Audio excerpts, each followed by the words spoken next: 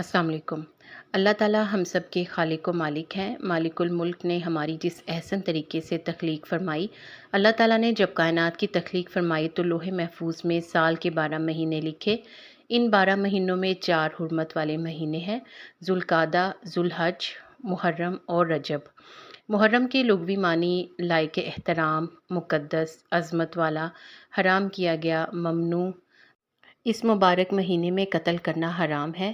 ویسے تو سال کے 12 مہینوں میں ہی اللہ تعالیٰ نے کسی مومن، کسی مسلمان کو قتل کرنا حرام قرار دیا ہے، لیکن ان 4 مہینوں میں قتل کرنا ممنوع قرار دیا۔ حضرت محمد صلی اللہ علیہ وآلہ وسلم نے مسلمانوں کو جو تربیت دی، اس کا خوبصورت پہلو یہ ہے کہ یہی وہ حرمت والے 4 مہینے ہیں: ذوالقعدہ، ذوالحج، محرم اور رمضان سے پہلے رجب۔ اہل مکہ حج کی سعادت کے لیے ان 3 مہینوں ذوالقعدہ، ذوالحجہ اور محرم میں بیت اللہ کا رخ کرتے، جبکہ چوتھے مہینے رجب میں عمرہ کے لیے بیت اللہ کا رخ کرتے۔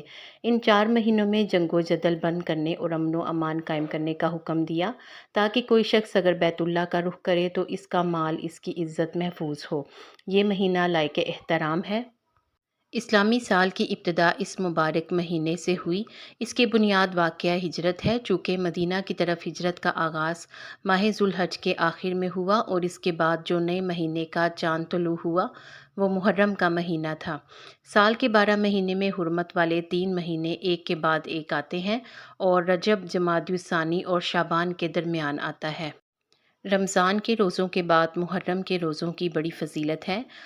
آپ صلی اللہ علیہ وآلہ وسلم محرم کے روزوں کا اہتمام کیا کرتے تھے۔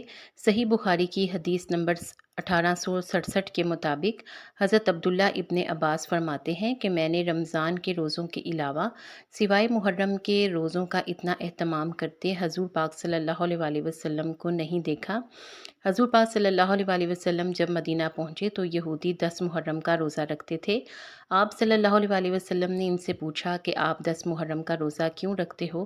تو یہودیوں نے کہا کہ اس دن اللہ تعالیٰ نے حضرت موسیٰ علیہ السلام اور ان کی قوم کو فرعون کے ظلم و ستم سے نجات دی تھی اور فرعون کو نیست و نابود کر دیا تھا۔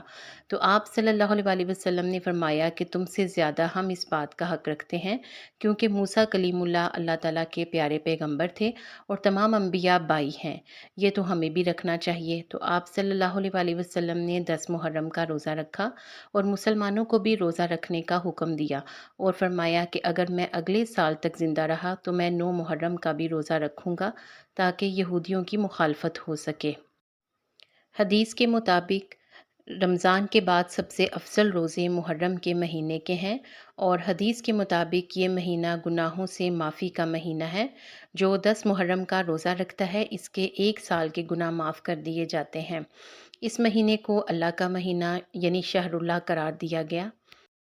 اللہ تعالیٰ ہم سب کو قرآن و سنت پر عمل کرنے کی توفیق دے، آمین ثم آمین۔ جزاک